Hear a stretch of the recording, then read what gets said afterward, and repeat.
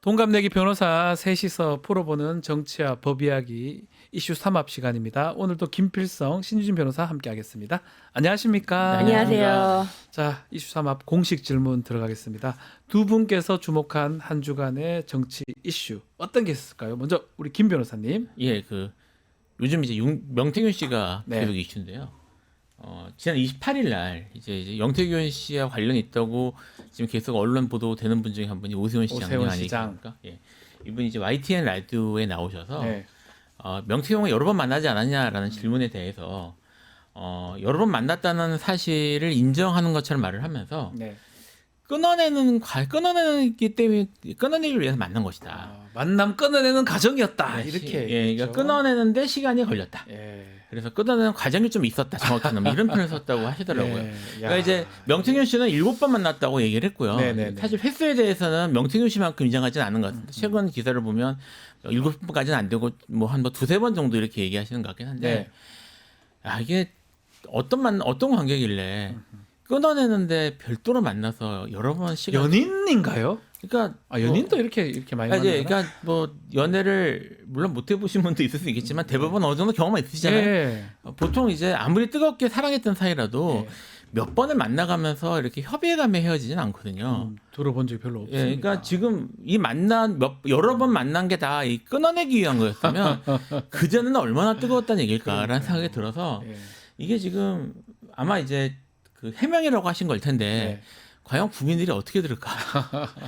네, 좀 명태균 관련된 건 확실히 물론 지금 탄핵 정국이라서 이 위헌적 상황을 해결하는 게 먼저겠지만 좀 진실이 좀 밝혀졌으면 필요한 게 아닌가 이런 생각이 오세훈 들었어요. 시장 얘기하는 게 참 약간 제가 느끼기에는 좀 안타까워 보여요. 궁색해 보이기도 하고 다 하나하나씩이 부족하고 명태균은 좀 떳떳한 모습이고 오세훈은 뭐 나오면 이건 다 이런 얘기로 느껴지거든요. 계속 말이 바뀌고 있어요. 그러니까요. 계속 말이 바뀌고 있어요.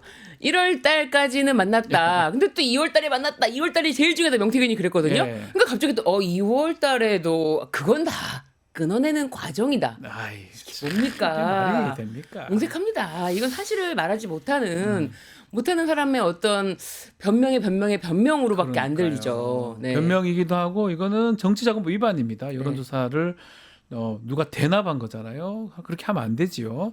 여론조사 대납 뇌물이 될 수도 있고 뭐 아주 중요한 상황인데 이렇게 자꾸 뭐 끊어내는 과정이다 얘기한다는 그런데 게 저는 될까요? 오세훈 시장의 그런 변명보다도 이 시기에 발맞춰서 움직여준 검찰. 네. 검찰이 김한정 씨를 압수수색하지 아하. 않았습니까? 예. 이 얘기가 나온 건 이미 작년입니다. 그러니까요. 작년 왜 10월, 지금 11월? 하고 있냐? 네, 압수수색을? 그때부터 김한정 씨 뭐 육성도 나오면서 네. 강혜경 씨 전화하면서 딱 시켜서 내가 만나러 간 거 아니야?라고 하면서 시켜서라는 그 주체가 있지 않습니까? 네. 그게 이제 통화 맥락상 오세훈 씨로 보였는데 오세훈 시장으로 보이는데 그렇게 뭐 육성도 나오고 김한정 씨가 돈을 3,300만 원 입금한 내역도 나와도 침묵하던 검찰이 왜 전격적으로 아하. 김한정 씨를 압수수색하러 들어갔는지 예. 이것과 관련돼서 제가 이슈를 준비했습니다. 어떤 이슈입니까? 네. 한번 소개해 주십시오. 네. 제가 준비한 이슈는 조기 대선 신경전이다. 이 한 축이 제가 느끼기에는 검찰이 아닌가. 왜냐하면 지금 오세훈 시장을 관계된 예. 김한정 씨에 대한 압수수색도 마찬가지고요.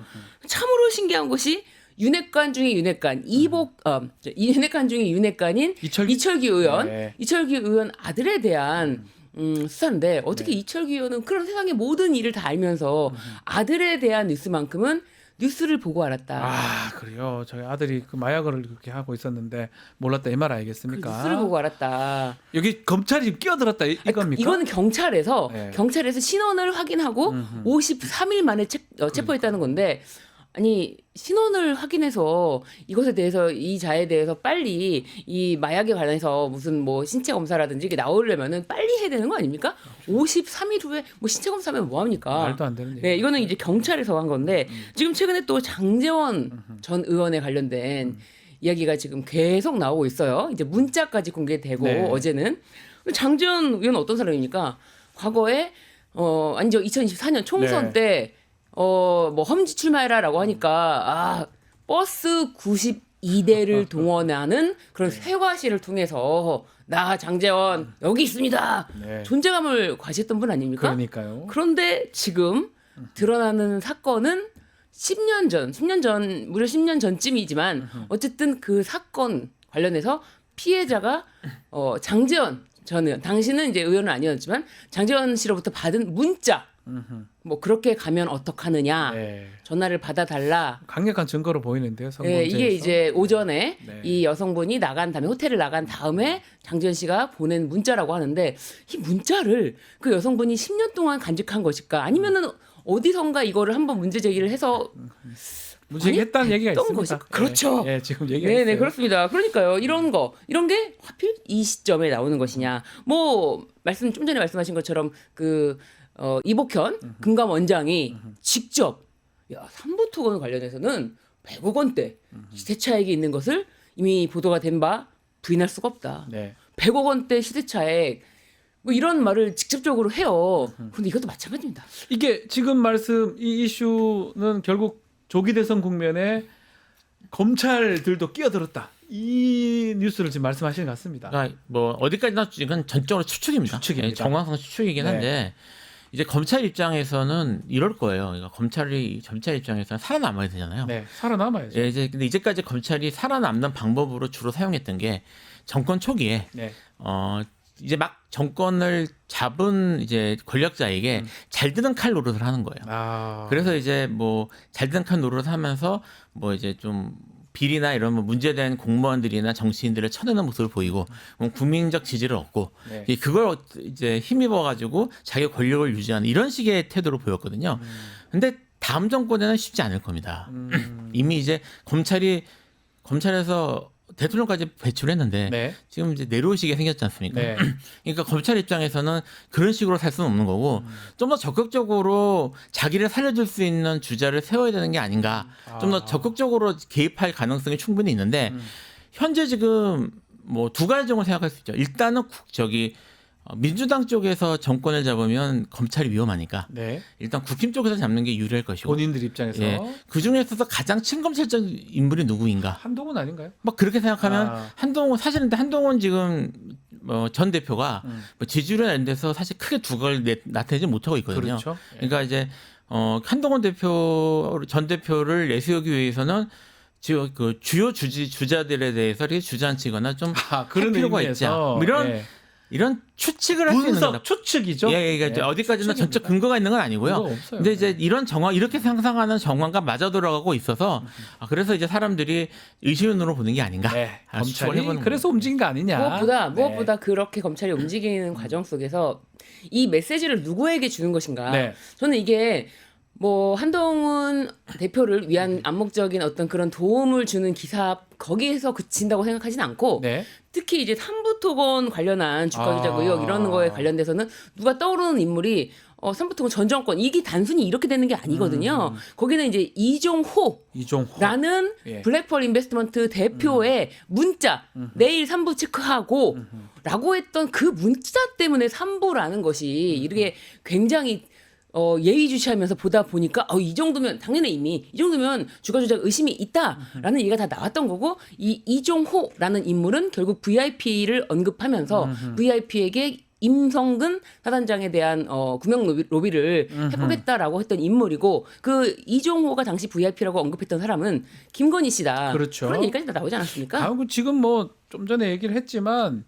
그 3부 체크의 골프 아니고요. 3부 토건이라고 지금 다 알려졌고 그 체크의 그날 다음 날부터 아주 급등을 합니다. 그래서 아주 5,500원 뭐 6배까지 뛰은 다음에 나중에는 뚜루룩 떨어져 가지고 거래 정지되고 지금 법정 관리되고 있는 3부 토건. 이것도 나중에 좀 지켜봐야 될 것 같아요. 근데 저는 한편으로는 김건희 여사가 아직도 그 극우 유튜버들에 대한 소구력이 굉장히 강하게 있다. 극우 유튜버들에게 주는 메시지라는 것이 있다. 왜냐하면 지금도 조선일보 폐간에 목숨 걸었어라는 말에 발맞춰서 여러 가지 그런 이야기들이 있지 않습니까? 네.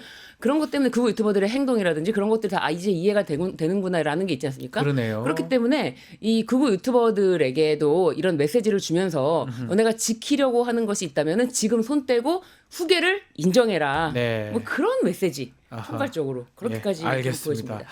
자, 두 가지 뉴스 한번 짚어봤는데요. 일단은 탄핵 심판 선고 날짜 조금 얘기를 좀 해봐야 될 것 같습니다. 먼저 한덕수 지금 탄핵 심판 결과 원래는 변론 종결이 좀 더 일찍 됐기 때문에 이번 주 될 수도 있지 않느냐 이렇게 됐는데 이번 주 얘기 없는 거 봤을 땐 결국은 다음 주로 미뤄지는 것 같고 지금 탄핵 선고 한덕수가 먼저 되는 겁니까? 아니, 그럼 뭐 이제 아직 확실하게 말씀드릴 수는 없는데요. 예. 저는 한덕수가 먼저 될 거라고 생각하지 않았어요. 아, 이게 지금 물론 뭐 일반적인 재판이면 먼저 변론 종결된 게 먼저 되는 게 상식적이죠. 맞겠죠, 그게. 근데 지금 헌재도 얘기를 했지만 한덕수 전 총리에 대한 전 총리가 맞죠? 아니요, 지금 총리 지금 아직 총리 예, 죄송해요. 그러니까 저희 어쨌든 예, 한덕수에 대한 네. 그거 탄핵 심판과 윤석열에 대한 탄핵 심판은 질적으로 다릅니다. 다릅니다. 왜냐하면 윤석열에 대한 탄핵 심판은 대통령 탄핵 심판이고요. 그건 우리나라의 지금 헌정 질서 전체가 지금 사실상 정지돼 있는 지금 비상 상태로 빠져 있는 상황이거든요. 국무총리가 지금 탄핵된 거는 그런 정도의 의미는 없습니다. 네. 여기 헌법재판소는 지금 윤석열 재판에 있어서 탄핵에 있어서 처음부터 얘기를 했지만 이 재판을 빨리 진행해서 결론을 내야 될 이유는 헌정 질서를 빨리 회복해야 되기 때문이다. 네. 특히 이런 상황이 벌어진 게 헌정 질서에 대한 심각한 위협인 쿠데타로부터 시작됐기 때문에 그렇죠. 그래서 저는 한덕수보다는 지금 대통령에 대한 윤석열 대통령에 대한 탄핵이 먼저 이루어질 거라고 저는 생각을 했고요. 그게 맞고요, 어쩌면. 예, 그게 맞습니다. 그래서 이거는 일단은 그 재판이 어떻게 진행되는지를 먼저 본 다음에 거기에 맞춰가지고 이루어지는 가능성이 높다고 저는 생각을 하고 오히려 한덕수에 대한 그 탄핵 심판 결정이 먼저 나올 경우에는 혼란이 또 올 수가 있거든요. 왜냐하면 인용되거나 기각되거나 경우에 서 달라지잖아요. 네, 기각돼서 복귀할 가능성도 있는 거고. 이게 뭐 그런 경우의 수도 있고요. 저는 한덕수가 복귀할 가능성 높지 않다고 봅니다만 어쨌든 그것이 뭐 어떤 식으로든 이후에 있는 윤석열에 대한 탄핵 결정에 대해서 영향을 줄 것이기 때문에 그럴 거라면 윤석열에 대한 결정을 먼저 하고 그러면 한덕수에 대한 결정은 큰 의미가 없어지잖아요. 그러니까 그런 의미에서라도 헌법재판소가 먼저 할 가능성은 높지 않다고 생각을 했습니다. 헌법재판소 재판관들이 뭐 평의도 계속 하는데 각자 하기보다는 저는 이번 이런 내란 상황은 재판관들이 전원이 좀 얘기를 하지 않겠어요. 그러면 한덕수 예컨대 마은혁 재판관 그 권한쟁의 심판도 맞습니다. 종결 탄핵 심판 종결 후에 최종 종결 후에 선고 날짜를 잡은 거거든요. 네. 그거 다 스케줄 따라 간다고 보면 저도 생각해 보면 한덕수 총리 이 탄핵을 빨리 선고할 이유는 사실 없어 보이거든요. 한덕수 총리의 탄핵 이슈, 그러니까 선고를 네. 빨리 해라라고 주장하는 유일한 사람, 그쪽에 관심이 있는 한덕수 총리 선고 언제 하십니까?라고 주장하는 유일한 쪽이 지금 국민의힘. 국민의힘이군요. 밖에 없지 않습니까? 국민의힘에서 띄우는 뉴스고 사실 네. 보통 일반인들은 관심도 없습니다. 국민들은 한덕수가 돌아오느냐에 대한 관심도는 네. 지극히 없다. 다만 지금 가장 중요한 이 내란 우두머리죄 혐의를 받고 재판에 있는 피청구인 윤석열에 대한 탄핵에 대해서만 집중이 되어 있고 한덕수 선고를 띄우는 것은 국민의힘에서 강력하게 주장하는 바라서 이것에 대해서는 뭐 길게 말씀드릴 바가 없다. 네. 그러면 윤석열 지금 피청구인 탄핵 심판 선고기일 언제쯤 될까요? 현재 지금 가장 가능성이 높은 건 다음 주 정도가 되겠죠. 다음 주. 예, 이게 뭐 빠르면 이번 주가 아닐까도 얘기를 했는데 이제 벌써 목요일이고요. 네. 뭐 내일 선고할 거를 오늘 하지는 못하겠죠. 못하니까. 그럼 결국 다음 주네요. 예, 다음 주일 가능성이 높습니다. 현재로서. 혹시나 다음 주, 그 다음 주 되거나 또 더 미뤄질 가능성이 있다고 보십니까? 어떻게 보십니까? 근데 그렇게 보기에는 지금 진짜로 이 사건이 네. 과연 그렇게 시간을 끌어서 오랫동안 결정을 내려야 될 것인가에 대한 의문. 왜냐하면 뭐 누구나 이 내란에 대해서 이제는 어느 정도 알겠지만 네. 헌법 기관을 파괴하려고 군대를 보내지 않았습니까? 국회 선관위에. 그렇죠. 그런 점에서 이거 국회 선관위에 군대를 보낸 사실 자체를 부인할 수 없이 굉장히 간단하고 심플합니다. 게다가 지금 피청구인 윤석열이라는 자의 지금 부재로 인해서 지금 전국의 혼란 이런 거는 말할 수가 말할 없고 수가 없죠. 지금 헌법재판소를 뭐 때려 부시자라는 얘기를 뭐 공공연하게 국민의힘 서천호 의원은 네. 연단에 올라서서 그런 얘기를 하고 있어요. 현역 정치인이 그런 얘기를 합니다. 국회의원이. 그렇기 때문에 지금 이 상황을 길게 가져갈수록 이런 모든 혼란의 소용돌이에 헌법재판소가 더 헤어날 수가 없다. 그런 것도 판단해야 된다. 지금 말한 것처럼 현역 정치인이 가서 막 탄핵 반대, 뭐 부수자 이러기도 하고 그 반대 측에서는 뭐 필리버스도 한다고 하거든요. 네. 그리고 찬성 측에서도 또 파면 촉구하는 의견 제출하고 정말 국론이 분열되는 상황인데 이런 상황에서 헌법재판소는 오히려 좀 빨리 결정하는 게 낫지 않나요? 이게 이런 게 평의에 영향을 미칠까요? 그러니까 원래는요. 원칙적으로 네. 말씀드리면 헌법재판이라는 절차의 법적 성격을 네. 정치적 사법작용이라고 헌법학에서 얘기를 해요. 정치적 사법작용. 그러니까 네. 왜냐하면 이제 일단 정치적 문제를 기본적으로 다루기 그렇죠. 때문도 있고요. 그 다음에 헌법적 논제라는 이 주제라는 게 기본적으로 정치적이니까요. 그리고 그 결정이 사법적 판단이지만 정치적으로 큰 영향을 주기 때문에 그렇게 네. 얘기를 합니다. 그런 측면에서 뭐 촛불 집회라든지 아니면 탄핵 찬성 집회, 아니 반대 집회 같은 것들이 이루어지고 그런 것들이 영향을 줄 가능성이 일반적으로 있는 게 맞아요. 네. 그래서 이제 뭐 국민 여론이나 이런 것들 무시할 수 없는 것도 맞고요. 그 헌법재판의 특징이긴 한데 다만 이 경우에는 그런 것들이 영향을 주기엔 너무 명백합니다. 그 이제 뭐 그 저기 우리나라 이제 내란 관련 연구를 가장 권위 있는 분이 서울대 한희석 교수님인데 네. 그분 말씀으로는 포고령 첫 단어를 듣고 이거 끝났다고 생각했다고 하거든요. 포고령 저 제일 앞에 거. 예, 포고령이 제일 첫 단어가 국회입니다. 국회를 정지시키면 그게 자체가 위헌이죠. 예, 국회의 정치 활동을 그만둔데 이건 뭐 이걸로 그냥 끝났다 이거는 네. 끝났다고 생각을 했다는 거예요. 근데 그 말씀이 맞고요. 국회에 대한 정치 활동 금지가 그 유명한 전두환 사건에서 그 내란행위의 대표적으로 꼽혔던 행위거든요. 예. 그러니까 사실은 여기에 대해서 논란의 여지나 이런 게 없는 상황이라서 뭐 지금 그렇게 뭐 탄핵을 반대하는 집회가 막 이루어지고 그런 얘기를 하는 것들은 사실 결정에 영향을 줄 가능성이 높지 않습니다. 네. 다만 이제 이후에 이제 정치적인 자기들의 입지나 아니면 뭐 이제 뭐 지지층을 결집시키는 와야 될 수 있는 상황이니까 그런 정치적 목적으로 이루어진다고 보는 게 맞는데 아무리 그래도 헌법재판소의 결정이라고 하는 게 헌법으로 정해진 절차에 따라 이루어지는 것인데 사실 그렇게 하는 것 자체가 헌정을 무시하는 거죠. 그러면 안 되는 겁니다. 뭐 빨리 좀 너무 이른 것 같긴 한데 어떻게 예상합니까? 선고된다면? 선고 뭐 다음 주 중에는 네, 반드시 된다면? 날 것이다. 날 것이다. 라고 생각이 들고요. 네. 뭐 잠시 뭐 이렇게 이게 진짜야? 뭐 그쪽에서는 그렇고 이제 됐구나라는 한쪽에서는 그렇고 이런 얘기 있겠지만 지금 조기 재선을 준비하는 지금 홍준표 시장 서울로 이사 갈 생각에 지금 그리고 또 3월 5일인가요? 또 계시했어요. 또 계시했어요. 그랬었더라고요. 예, 3월 5일에 또 서울로 이사 가야 되나 3년 만에 이러면서 뭐 안철수 내가 한동훈보다 낫다. 또 홍준표 의원은 뭐 한동훈을 향해서 그분들도 네, 바빠요. 탄핵 된다고 네. 믿고 있는 거겠죠. 지금 벌써 뭐 이사에 대해서 몇 대 0?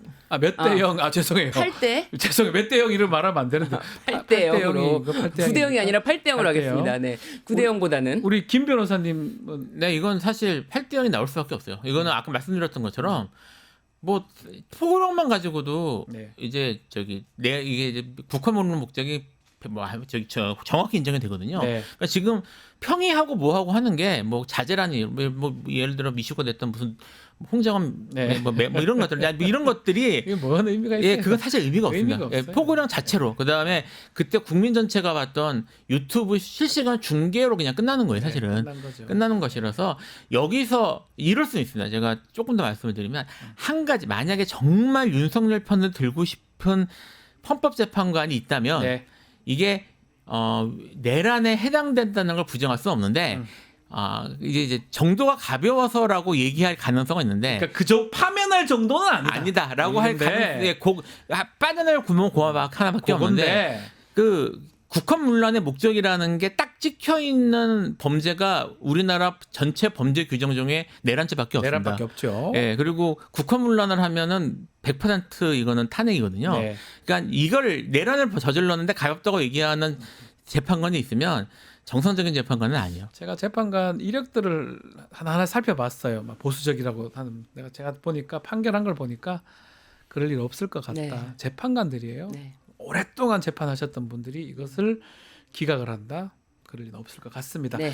자, 지금 이 대선 국면에서 지금 국민의힘은 개헌 특위를 구성을 했습니다. 갑자기 또 개헌 얘기를 또 하고 있는데 특히 이제 대통령하고 국회하고 권력 분산하는 권력구조 개편 논의를 국민의힘에서는 하고 있는데 일단은 신 변호사님, 국민의힘의 개헌 논의 상황 어떻게 보십니까? 그러니까 이슈를 전환시키려고 하는 이슈 거죠. 바꿔보려고. 이슈를 전환시키면서 그냥 그저 개헌에서 그치는 것이 아니라 네. 하나같이 이제 그런 건 노림수를 던집니다. 이재명 대표 임기 단축.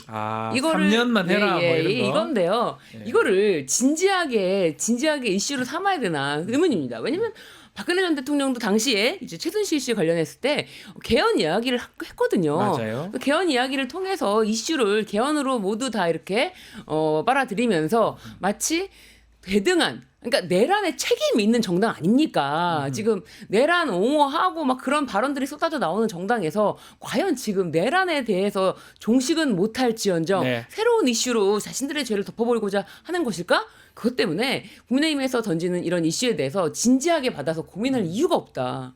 내란이 아직 조시되지 않았구나. 그렇죠. 예. 이게 대통령 임기를 3년으로 개헌하자 이런 건데 네. 지금 여론조사를 보면 반대가 월등히 높습니다. 한 60%에 가까워요. 한 59.5. 찬성하는 쪽이 28.9입니다. 아마 이렇게 정치권하고 온도차가 많이 느껴지는 상황인데 굳이 이런 얘기를 하는 거 국민들이 설득이 될까요? 그러니까 국민들이 설득이 안 되는 거죠. 지금 국민들이 그러니까요. 아는 겁니다. 예. 이게 개헌 논의가 이제까지 최근에 있었던 걸 생각을 해보면요. 네. 두 가지 케이스가 있어요.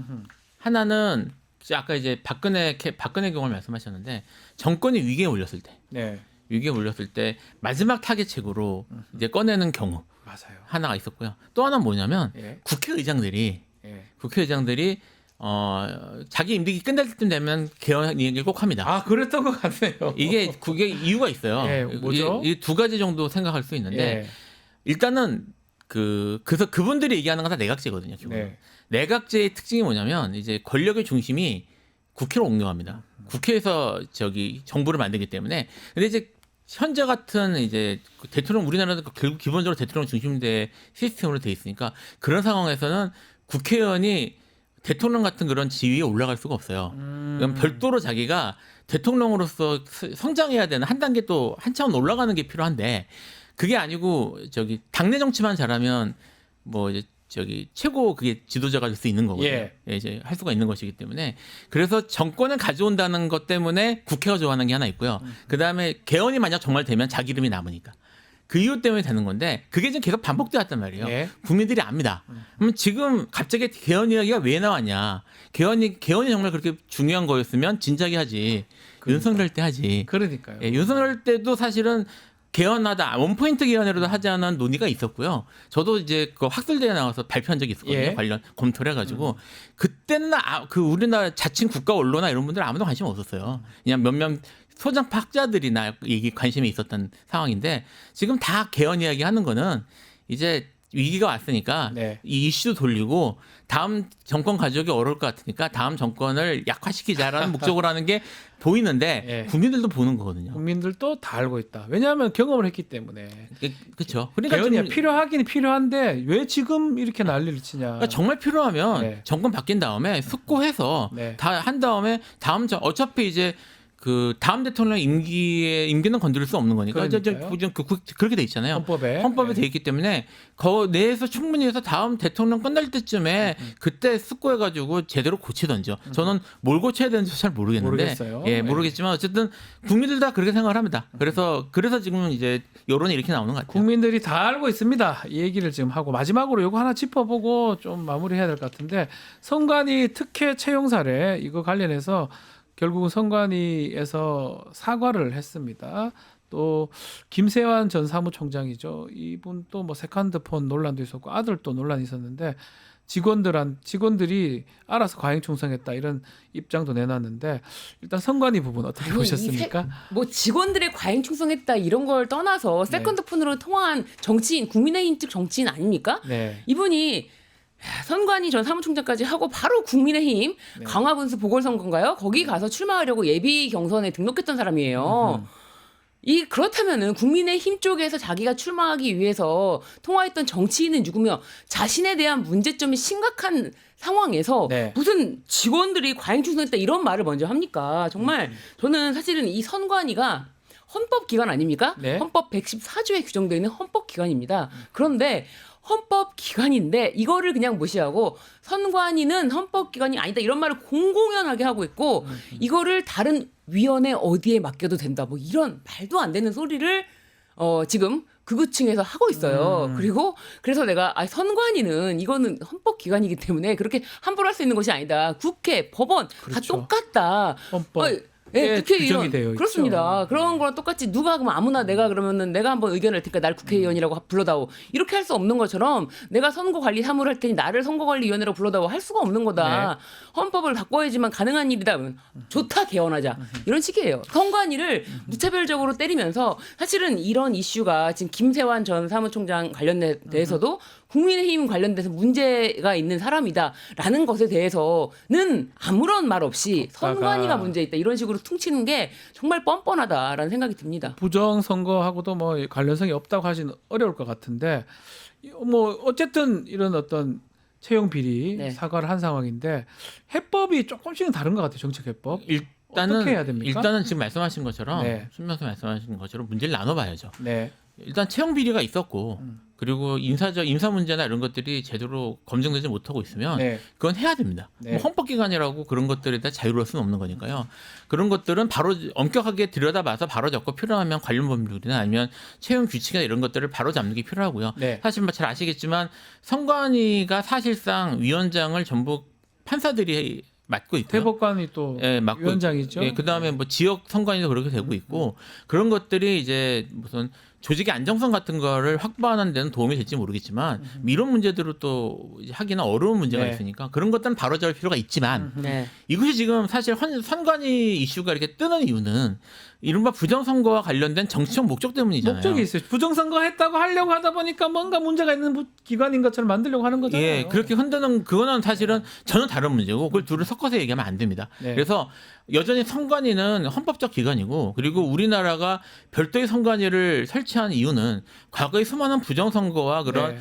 그 권력자들에 대한 그런 횡포 때문이거든요. 그런 것들이 선관위를 설치함으로써 상당히 많은 부분 해결이 됐고 우리나라 선관위 제도는 세계적으로도 모범적 제도로 인정을 받고 있어요. 네. 그러니까 그런 장점들은 살리는 게 필요한 것이지 이거를 선관위를 흔든다거나 선관위의 지위를 뭐 이렇게 헌법상 지위를 약화시키는 쪽으로 가는 건 헌법을 흔드는 일입니다. 그냥 부정선거 얘기하고 싶어서 계속 하고 그러는 싶어서 하는 건데 건데. 그렇습니다. 이게 네. 세컨폰도 세컨폰이지만 네. 일단 어떤 문제가 있으면 수사하고 그거에 대한 법적 조치를 하는 거는 너무나 당연합니다. 네. 그런데 그 기간을 없애자. 그러면은 이철규 의원 아들 뭐 문제 관련 있죠. 이건 채용 비리보다 더 심각한 거 아닙니까? 경찰 없애야 됩니까? 네네. 경찰 없애야 되고 아니죠. 국회의원이잖아요. 국회의원 없애야 됩니까? 네. 그런 얘기 안 하지 않습니까? 말도 안 되는 얘기다. 네, 예. 그렇습니다. 그리고 비아폰 썼는데 그 비아폰에 대한 얘기 이런 건 다 쏙 들어가고 지금 예. 지금 제정신이가 싶습니다. 아니 국회의원들의 어떤 잘못이 나온다거나 뭐 장재현 전 의원, 네. 근데 이 사람 전 사무총장이잖아요. 네. 이 전 사무총장의 비리로 인해서 선관위에 문제가 있다. 장재현 전 의원, 그럼 국민의힘 없애야 됩니까? 예, 알겠습니다. 예. 지금 내란대로 지금 내란 기소된 대로만 하면요 우리나라 군대를 없애야 돼요. 군대를 없애야 된다. 그렇죠. 경찰도 없애야 되죠. 국민의힘을 없애야 되느냐에 대해서는 한번 논의를 깊게 해봐야 될 문제가 있는 것 같습니다. 그 정도로 네네. 마무리하겠습니다. 자, 김필성, 신유진 변호사와 함께한 이슈 삼합 감사합니다. 감사합니다. 유튜브 구독하고 실시간 채팅과 댓글을 남기시면 매일매일 7,000TTCO를 드립니다. 참여 방법은 통통물 어플을 다운로드하고 회원가입과 로그인을 해주세요. 마이페이지에서 나의 회원 고유 번호를 복사해주세요. 유튜브 구독 후 실시간 채팅이나 댓글창에 고유 번호를 한 번만 입력하면 준비 끝! 지금 유튜브 채팅과 댓글 쓰기 참여하고 7,000TTCO 받아가세요.